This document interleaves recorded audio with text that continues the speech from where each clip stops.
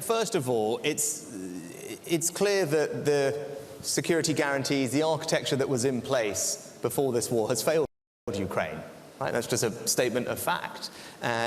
Ukraine had received assurances when it gave weapons up. Russia has continually violated, whether it's human rights treaties or indeed arms control treaties. So what happened before has not worked. So we're clear about that. And now our job is to look forward and say, what's the right thing going forward? Now, as I mentioned, Jens Stoltenberg has said NATO, Ukraine will be a member of NATO. But between now and then, what I think we need to work on are providing Ukraine with the means to win the war right now, and that means very specifically artillery, long-range weapons, armoured vehicles, air defence. That's the most critical thing.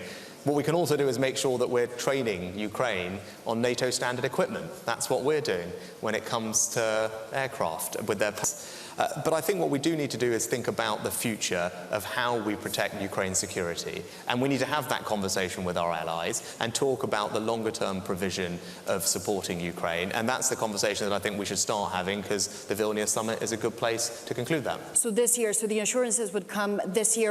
I wonder, there has been a lot of debate. You talked about the fighter jets. There has been a lot of debate here about the ammunition, the risk that they may not have enough ammunition, but also the long-range missiles. There's concern that perhaps one of the targets would be Crimea. Under your watch, as minister, would you approve of long-range missiles that could hit Crimea? I think the most important thing here to recognise is, it actually starts with NATO. What is NATO is a defensive alliance, right? That's the first thing to recall. What is Ukraine doing? Ukraine is trying to defend itself. Right? It is suffering unprovoked aggression. Its territorial integrity, its sovereignty has been violated. Its people are being killed.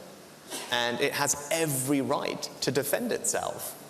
And that's what we should be doing. And that's the support that we collectively in this room are providing. Particularly, there are things that Ukraine needs to gain that decisive advantage on the battlefield. That's why the provision of heavy tanks was so important. That's why air defense is absolutely critical. You're right to mention artillery, and longer range weapons also help. Now, those are all the things that will allow Ukraine to defend itself and repel Russian aggression. And indeed, yes, to have a counter-offensive that moves Russia outside of its own country. I think that's entirely reasonable, and we should be fully behind Ukraine in that ambition and want that ambition to succeed. And for them, the entire country means Crimea, as you know very well. In your speech, there was a lot of bravado in the sense of Ukraine has to win the war and Russia has to be proven wrong. Vladimir Putin has to lose this war. Some would say, and you make it clear, you still believe the UK is a big geopolitical agent. Zelensky obviously went to London. He sees value in the UK, but some here would believe to really be the strong geopolitical agent, you need to solve the pending issues that you have with the EU. I know you probably know this question is coming. There's a frenzy of reports that you do have a deal over the Northern Irish Protocol that could come Monday, potentially.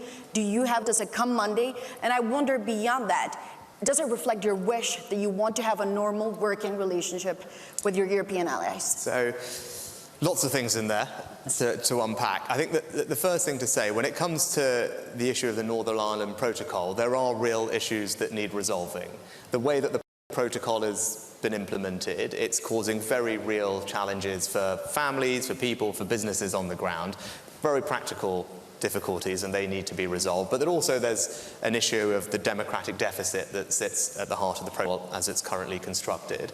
Now, those are the things that we need to resolve. And I'm working very hard together with my ministerial colleagues, foreign secretaries in the audience, Secretary of State for Northern Ireland. We are working very closely together. We're engaging in the conversations with the European Union. Next week, potentially? All the time, and we have been for a while. But what I'd say is there is still work to do. I think there is still work to do. There are still challenges to work through. We have not resolved all these issues. No, there isn't a deal that has been done. There is an understanding of what needs to be done. It's the I outlined, and James was in Brussels yesterday. I've been in Northern Ireland talking to parties there about the things that we need to fix. We're working through those. We're working through them hard, and we will work through them intensely with the EU. But we are by no means done. There is no deal that is done. There's work to do, and that's what we will set about doing.